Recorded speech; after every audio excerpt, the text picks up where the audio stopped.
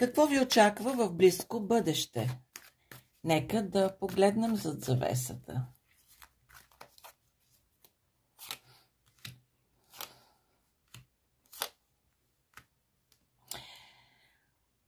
Очакват ви някакви преживявания във връзка, това са емоционални преживявания, най-вероятно във връзка с работата.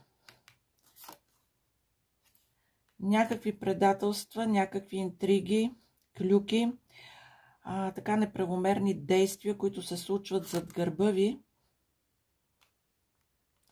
За някой от вас, не за всички. Това може да е и от човек, с когото имате някакви любовни взаимоотношения в работата. Пак казвам, за много малка част, който просто ще ви изненада неприятно. Тоест, използва е вашите слабости и лодката ви може и да се разбие. И вие оставате в тази драма, в този ступор, защото сте се надявали, че някой е бил благосклонен към вас, а този човек в случая ви предава. Да, в колектив се развива цялата тази ситуация. Това беше специално за работа. Благодаря ви.